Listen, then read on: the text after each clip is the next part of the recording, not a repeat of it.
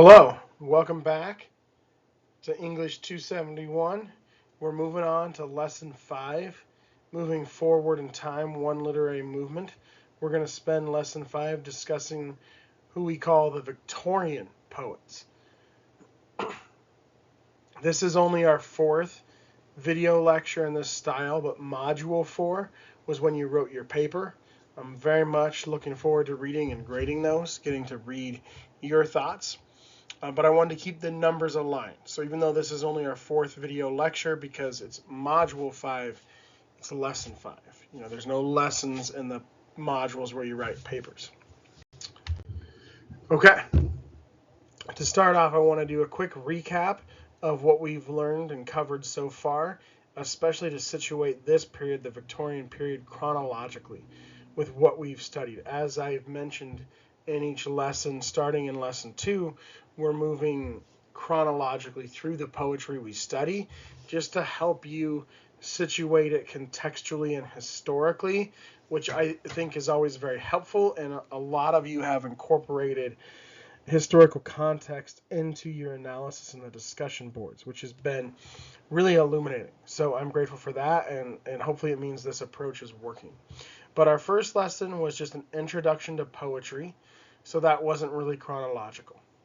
And then in lesson 2, we looked at some of the oldest examples, the ancient epics as demonstrated through the Odyssey, then the Renaissance, which was a major movement for poetry because of the influence and impact of the sonnet, and then the metaphysical poets in the early 17th century who were also very influential. In lesson 3, we started in with the Romantics. The Romantic period, capital R Romantic, is more known for its poetry than anything else. So we needed to study the Romantics. And from lesson 3 forward, we're not skipping any decades or centuries. We're not skipping any time periods. We're studying the development of poetry from the Romantic period to the present. As we discussed in lesson 3, there's difficulty dating the Romantic period, but 1750 is a good marker. Basically 1750 to the 1830s or 1850s. Today we're going to study the Victorian period, which will take us from the 1830s to 1900. And then next lesson we'll study modernist poetry, which is the first half of the 20th century. And in the final lesson we'll look at from the second half of the 20th century to the present. And we'll cover several different movements that all happened in the latter half of the 20th century that were pivotal to poetry, including the Harlem Renaissance, confessional poetry, and both postmodern and post-colonial literature. So hopefully this timeline kind of situates things for you. Like I was saying, we won't revisit it every lesson, but now that we're into the second half of the term and we're going historical every lesson, I wanted to situate us. Okay, so this is a very straightforward lesson. And ideally it'll be our first lesson that is close to the time I gave you. We're going to look at the Victorian period, which is usually dated with the reign of Queen Victoria in England, but the style of literature from this period was influential throughout the globe. In most other places, including the U.S., it was usually called realism, because obviously there was no Queen Victoria in the U.S. or Italy or Germany or any of those places. So the realist movement was very influential. The poetry, though, didn't embrace the realist aspect of the movement the way the fiction did, which is why I'm sticking with the title Victorian. And we are looking at all English poets because of the development of the dramatic monologue. So most time periods are a reaction to the previous period. So in many ways, the Victorian period contrasts the Romantic period. And one of the ways it contrasts the Romantic period is that the fiction writers, the novelists, were much more influential than the poets. So the Victorian period was known more for its fiction and really the rise of fiction as a popular genre among the masses, whereas the Romantic period was known for its poetry. Nonetheless, there were some very important poetic developments, and the poetry, though not as influential as the fiction, was still very influential. So we definitely need to study this period we'd be overlooking some significant developments if we skipped it. Probably the most prominent was the invention of the dramatic monologue as a distinct style of poetry, which is why we're looking at these English poets. So it's a simple, straightforward lesson in that I'm not going over any poetical terminology or how to write papers. We're just going to look at some brief background on the Victorian period and then look at each of the poets. There's only 4 poets, so I'm going to do a really short, close reading of each one. Each one of these poets was just very influential on the development of poetry, and most of the poems are long, so we're only studying 4 poets. That's why we're going to briefly look at each one. And the final 2 lessons, lessons 6 and 7, will get into the 20th century, and narrative poetry will have mostly fallen off in terms of popularity, so we'll have tons of short lyric poems in the final 2 lessons, and we won't be able to look at each poet in the lecture. But today we are going to look at each poet in the lecture. We're going to start with an overview of Victorianism. So by the mid-19th century, the middle of the 1800s, London had surpassed Paris as the pivotal center of Western civilization, which is another reason why we're mostly looking at English literature for this lesson. The population of London had expanded from 2 million to 6 million inhabitants during Victoria's reign.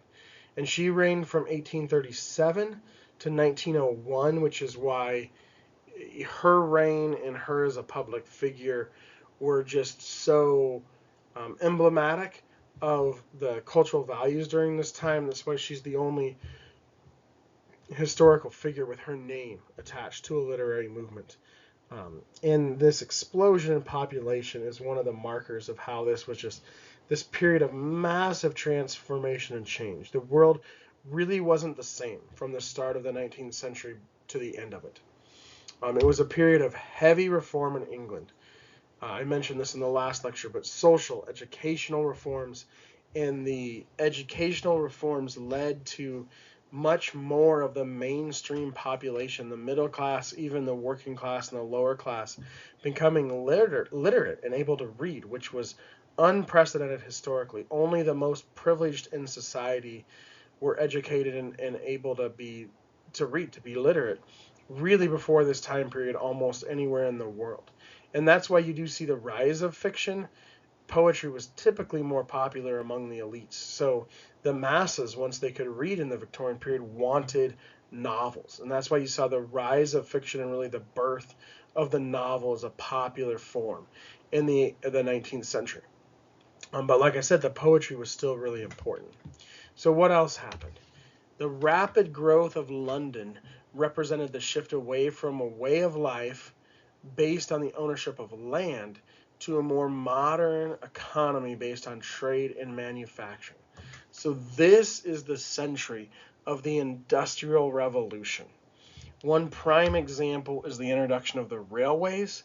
6,000 miles and 21,000 lines of track were built between 1844 and 1897. So imagine you're in London and it's hard to get milk because the dairy farms are out in the countryside, and maybe you'd have to walk there, or it might take a whole day. Now trains could get it there in a matter of hours. This is an incredible transformation to live through if you were, say, born in the 1830s and lived toward the end of the century.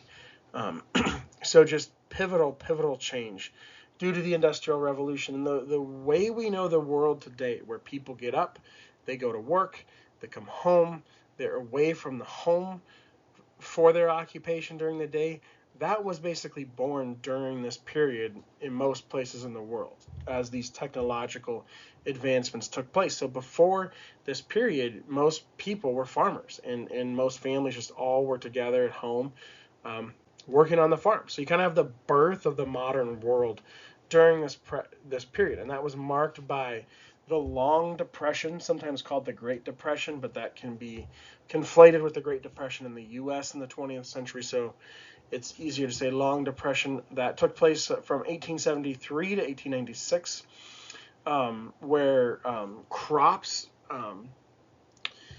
the crops didn't sell because countries like the U.S. and Russia were able to sell crops for less money, and they were imported to England. And so that led to severe rural poverty and just thousands and thousands of people, probably millions of people, migrating from the countryside to London, to Manchester, to the urban centers where there were manufacturing jobs. And so you literally had a country go from rural to urban in the span of less than 100 years. So that was one of the most major developments. I'm going to cover 3 more developments real quickly, and then we'll move on. Thanks to the work of Darwin and others like him, there was widespread religious doubt, even though England had been a pretty religious country up to that point. And so there was a widespread crisis in faith, and that's represented in the poetry, not as a little bit what we're reading today, and I'll point that out during the lesson, but Tennyson, one of the writers we're studying, had a much longer poem. We're talking book-length poem called In Memoriam, AHH, about the death of his friend. It's actually where the line, it's better to have loved and lost than to never have loved at all, comes from. So that line was actually about friendship, philo, rather than eros, romantic love. Just kind of a bit of trivia for you there, but Tennyson suffered a crisis in faith after his best friend died. And that poem really grapples with, in the face of kind of the rise of Darwinism, questions, about an afterlife and the meaning of existence, very existential. So that's kind of an example. Separate spheres was a big part of this. So as the marketplace emerged, people saw it as impure and thought that only men should be out in the workforce. And so it was a very gendered time period, and Queen Victoria herself embodied those gender roles. But in the latter part of the century, the 1880s and 1890s, you had the New Woman movement, and a lot of novels written about women going into the workforce, and plays too. The third kind of point here, or 4 points, you have the economic crisis and the industrial transformation from a rural to an urban nation, the crisis in faith, the gender roles, and then the fourth one. Okay. And then the fourth one is the imperialism. So the British Empire is actually the largest empire in the history of the world. The Roman Empire was second most, and it reached its height during the Victorian period. And obviously, this was fraught with complications. And so you had the Indian Mutiny in 1857, and then Queen Victoria was named Empress of India. So that just shows kind of the mentality of the British at the time. They did not see themselves as an empire. Because of the history of Roman occupation, England empire was seen as a bad thing. But in the latter half of the 19th century, there started to be more of a cultural consciousness that they were an empire. And then eventually in the 1940s, the next century, their empire crumbled because it became just too big and their resources were too strained after World War II. But you had so many colonies, so many places marked by the British Empire during the 19th century. And then you have 100 years later, the birth of post-colonial literature, which we'll look at in the final lesson, as decolonization took place and was a very brutal process. So those are kind of the 4 points here. Maybe 5 of you include heavy reform, transformation from rural to urban, crisis in faith, separate spheres, and rapid, unrestrained imperial expansion. Those mark the Victorian period, and they certainly show up in the poems we study today. Finally, I want to mention the dramatic monologue. This was a unique invention of Victorian poetry, pretty much invented by Robert Browning, one of the poets we're going to study today, and but also employed by Tennyson, who was the poet laureate, and others. And this is a really interesting style. It's dramatic poetry, obviously, because it's very narrative driven, but not narrative in the sense of the epics. And then you have this element where it's an invented character. Usually it could be a real person from history, as we'll see with Browning, or a fictional character like in Tennyson's Ulysses. But it's sometimes it's hard to tell, is the poet the speaker or not. Here, the poet and speaker are very distinct because the speaker is this clear character. You usually can discern who the character is from the title or cultural context or clues within the poem itself. And so that separation was kind of a new tactic, whereas we've always thought, the speaker and the poet are different, but it's always very blurred. It's kind of ambiguous. Here, the distinction is clear, and that allowed the poets to do some interesting things, which is primarily what we'll talk about. So for poets, we're going to start first with Elizabeth Barrett Browning. The Browning, I wish we had more time in this class, and maybe you'll get to take a Victorian literature class with me at some point, but the Brownings just have this great love story of how they met and fell in love and a lot of the health problems she had, but to be able to get married and have a child and have a life after growing up kind of secluded due to some medical things. It's a pretty incredible story. It's a sweet story. It seems like they really loved each other, but they're both known for writing these dramatic monologues that engaged with social issues and in that sense embodied kind of the social reforms of the Victorian period. So Mother and Poet by Barrett Browning is one of my all-time favorite poems. It's just an incredible poem. One of the first poems I wrote a paper on when I was in undergrad studying literature, like most of you. But Cry of the Children's a little more straightforward, and we're covering a lot in this lecture. So we're just going to look at a few lines from Cry of the Children to see how this poem engages the social issues of the day. So I argue that her purpose in writing the poem is to sway the reader to empathize with the children. And this poem so obviously engages the child labor issues that we first saw with Blake and the Chimney Sweeper. Now keep in mind that was 1798, almost 1800, so this is basically the same century and a lot of the same issues still going on. She says in the poem, "Do ye hear the children weeping, O my brothers, ere the sorrow comes with years? They are leaning their young heads against their mothers, and that cannot stop their tears." So she uses the story of Alice and the dialogue with the children in this fourth stanza. I just read lines 37 to 52 to show that the children would rather die than continue working. And from that, we get the loss of innocence, which in that interpretation, you're probably seeing something really similar to Blake. And I even ask you to compare the two in one of the discussion board questions if you want to pursue that. They even go so far as to say, "It is good when it happens that we die before our time," which is just tragic. And it really evokes pathos, emotion. It pulls on the heartstrings very intentionally. And this is what you get with the drama of the Victorian poetry. The way Victorian writers engaged with social issues and the Victorians themselves pushed for social reform, the drama of the poetry is really able to encapsulate that. And so by having an invented speaker and having kind of this narrative of Alice and the children, we're able to be pulled into that world and see the horrors of 19th century child labor in England, and it raises something in us. It evokes in our conscience a desire to crush this evil, to fight against it, to fight for justice. Now, the moral framework that Barrett Browning uses to critique child labor practices is very Christian. It's essentially a Christian ethos. Her and Browning were both pretty devout.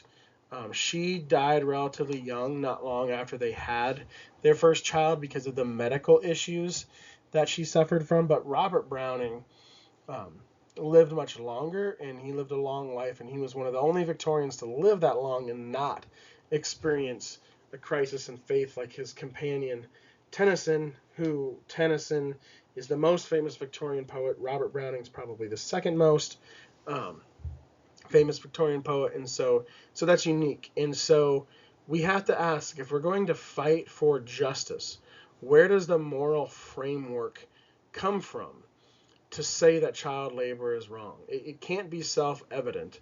A moral framework has to be there. And to make the argument, the Brownings adopt the Christian ethos as their moral framework. And so that raises the question, are there other moral frameworks? What else could they use?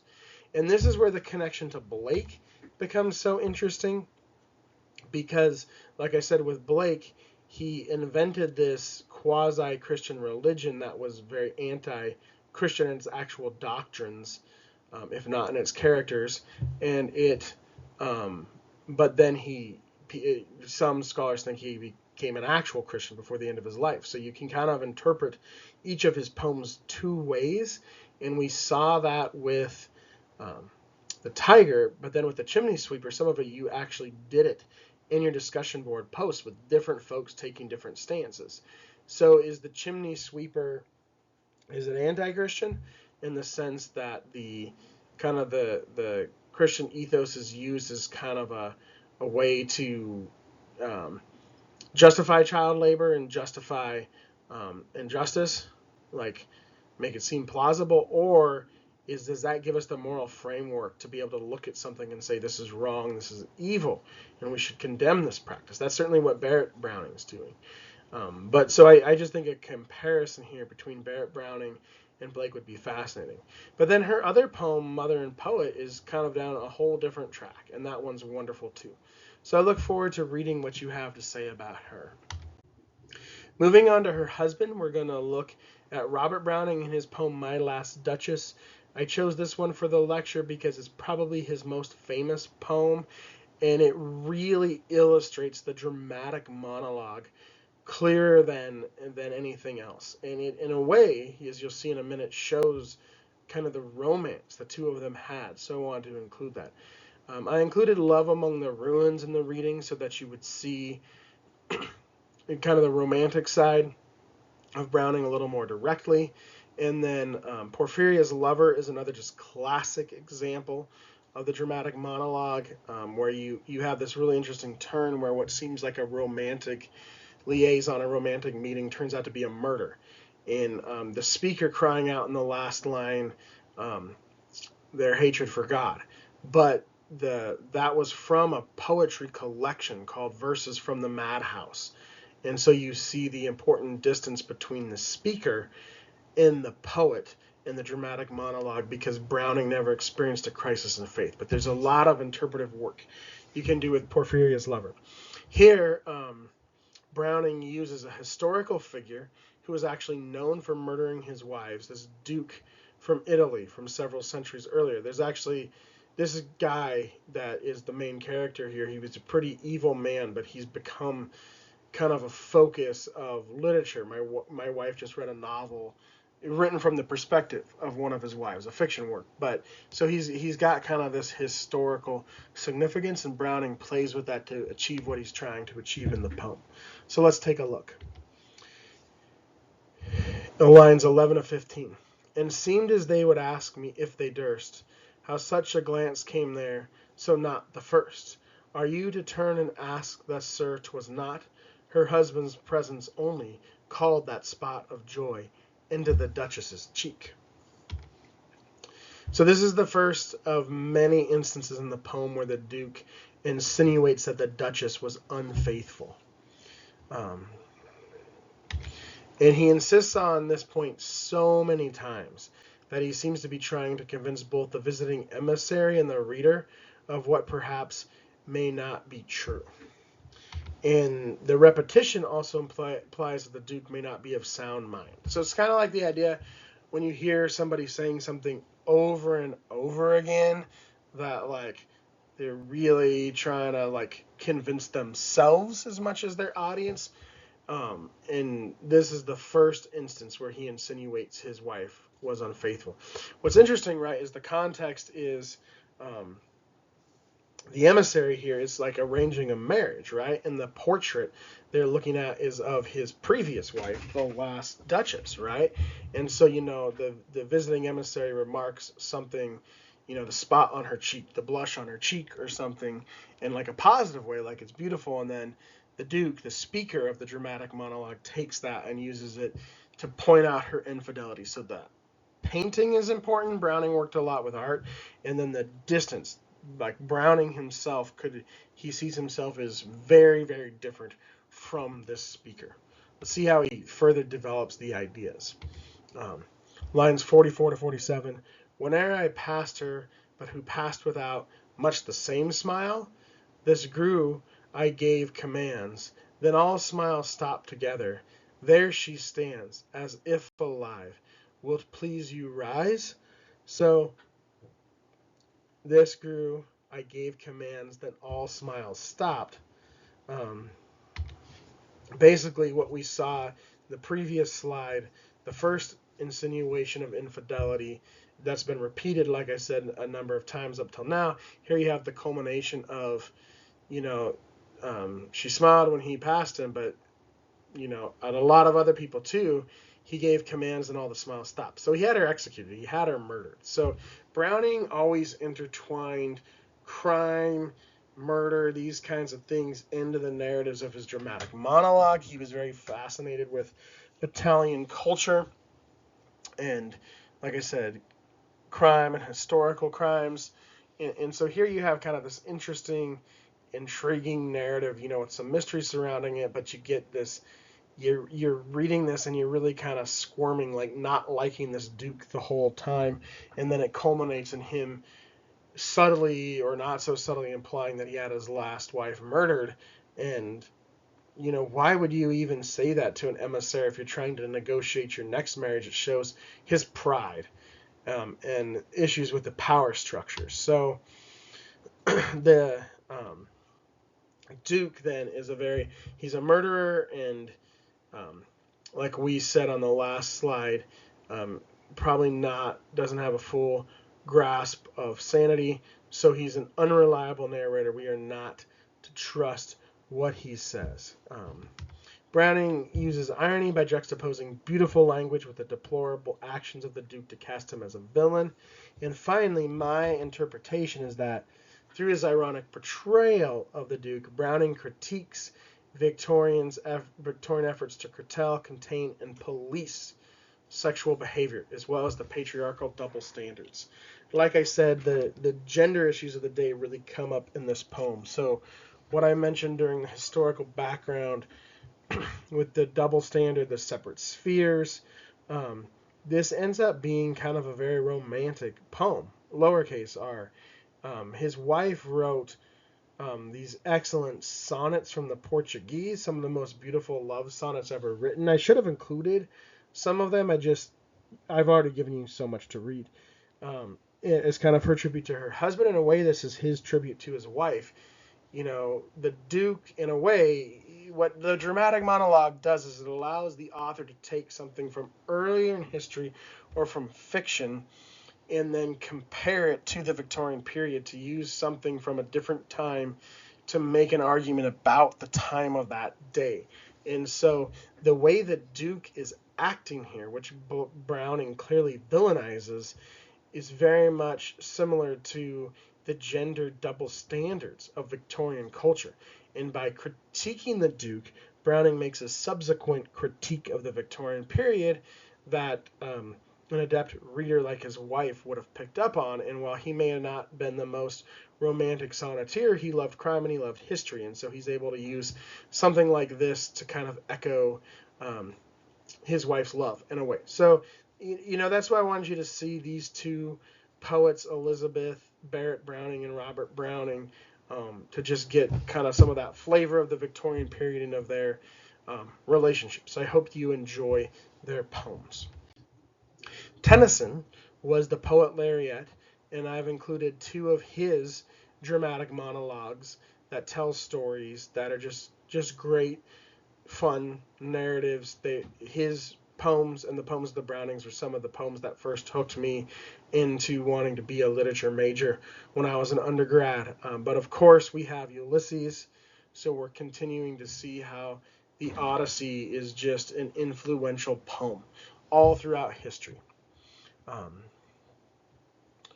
The poem begins when Ulysses is an old man, and it's been a long time since he was out at sea on adventure. So it's kind of a fun take then, because we get to imagine The Odyssey ends with Ulysses taking the throne, but he just spent 20 years in his prime away from being in that role. So is he even really fit for that role? And so this is like one of the first ever examples of fan fiction where Tennyson, as the author, explores what it would actually be like after Ulysses got home and the narrative of the Odyssey ended. And you see maybe he's not fit for that, and he's been there a long time because this is the end of his life.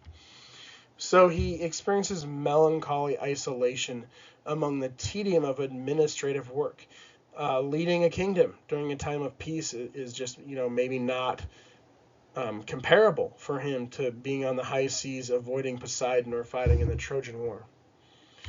It little profits that an idle king, by this still hearth among these barren crags, matched with an aged wife, I meet and dole unequal laws unto a savage race, that hoard and sleep and feed and know not me.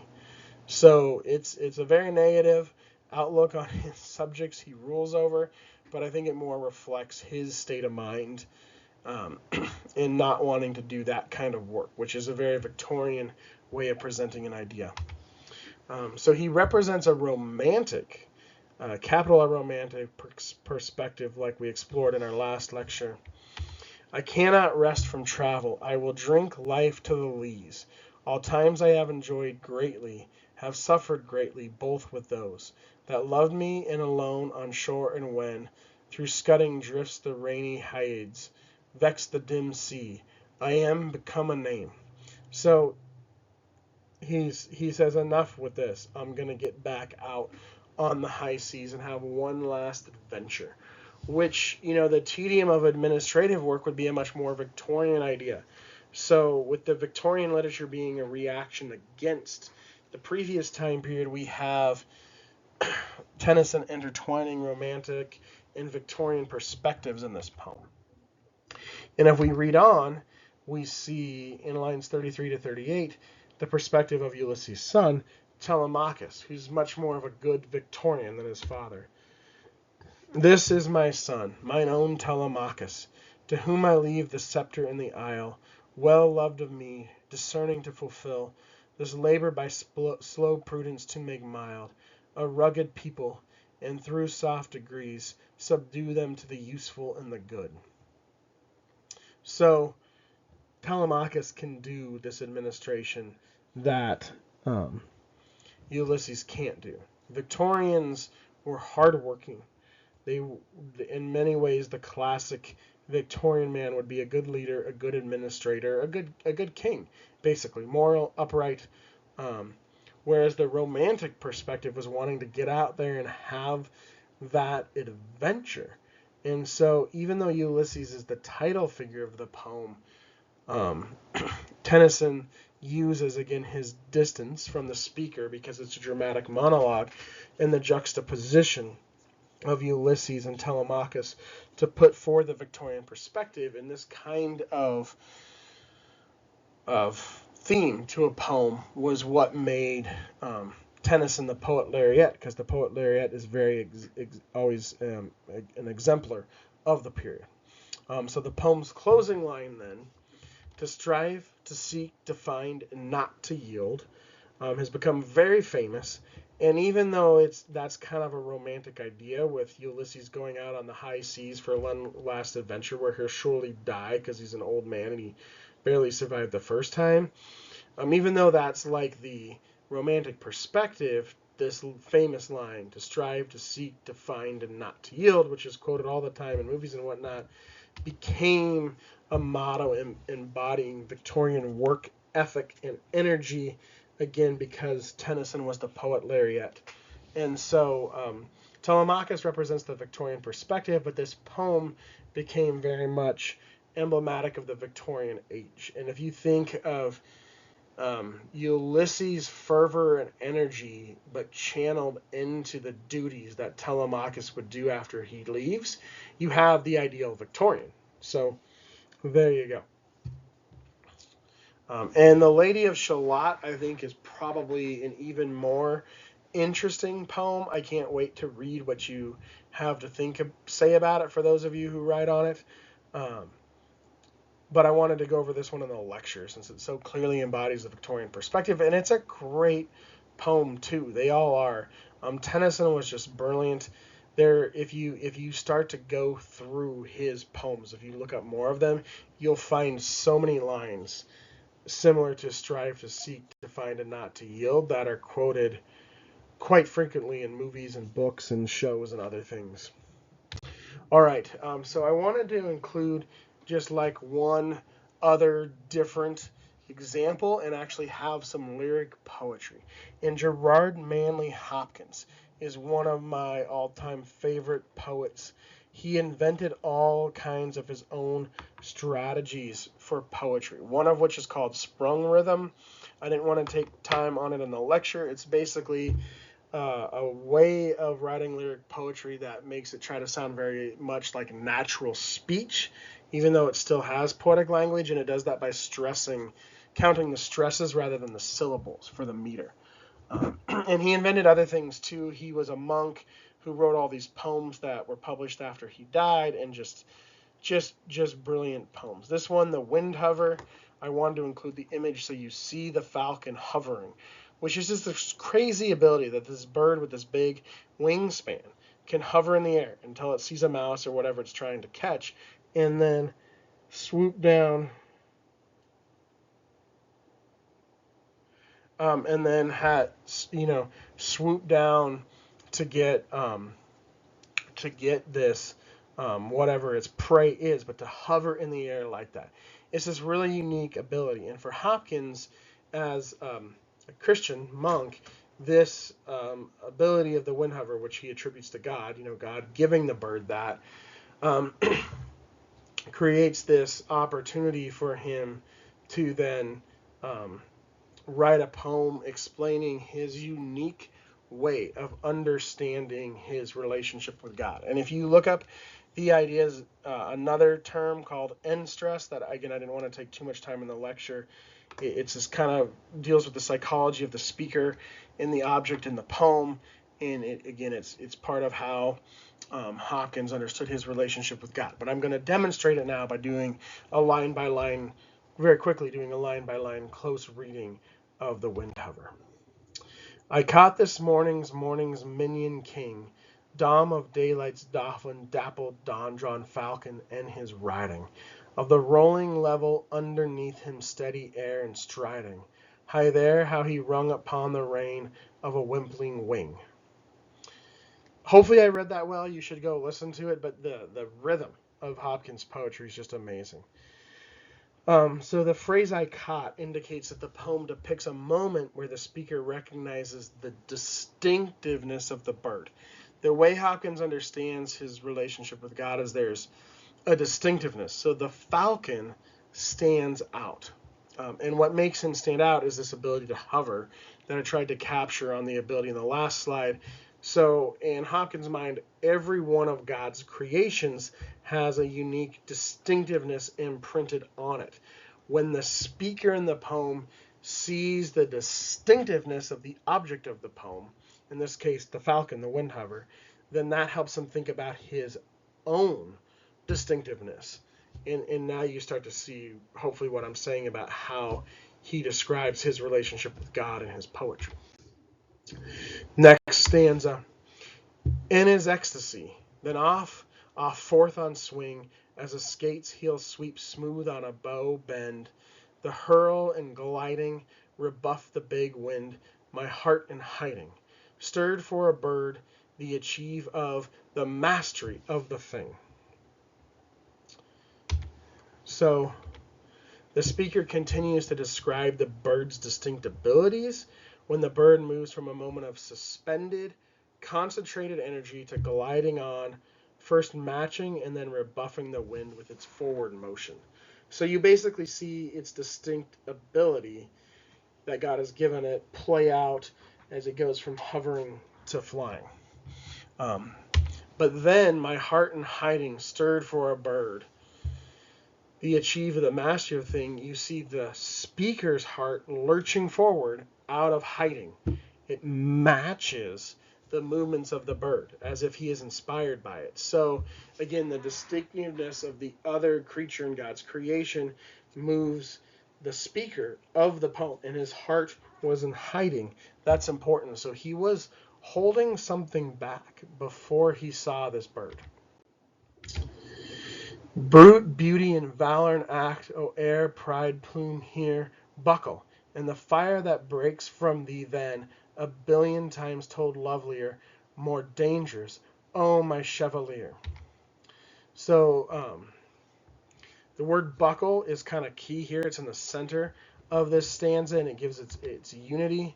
The unity of the bird's physical body, will, and action in accordance with God's will represent the perfect self-expression. So the way the bird is able to hover in the air and then fly and sort of like carry out that action. Like the bird has that physical ability, but it has to think, I'm going to hover, now I'm going to move and do that. It's essentially carrying out what God designed it to do. So the speaker was not fully committed to his purpose. He takes inspiration from the bird's perfectly self-contained, self-reflecting actions. So that ability of the bird to hover and then move is like a perfectly contained system, and this inspires the speaker.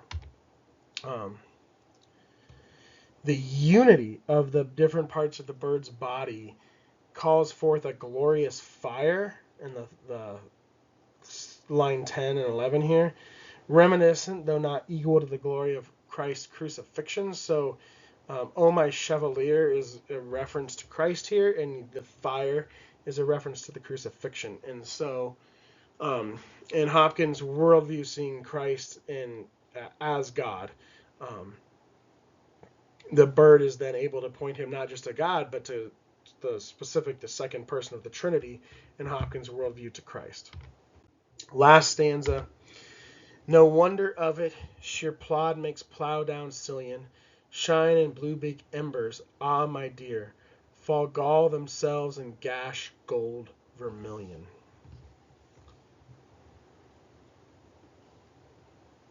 So, the bird has this distinct and glorious movement that makes it a unique, singular creature in God's kingdom, but it's also part of everyday life. This is just what the bird does. So that raises the question, what does the speaker do? How can the speaker just be a person who does what he does? But he hasn't been doing it because his heart has been in hiding.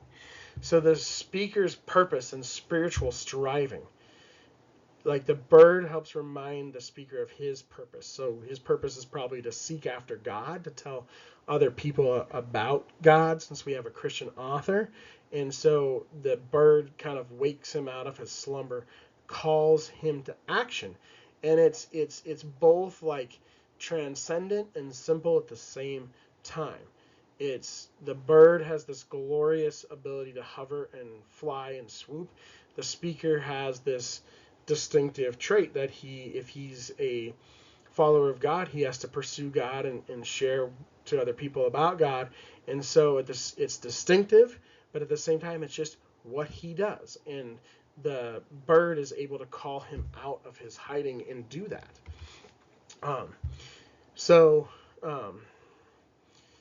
It's kind of like grabbing the plow here and getting to work. In the final line, again invokes Christ's crucifixion.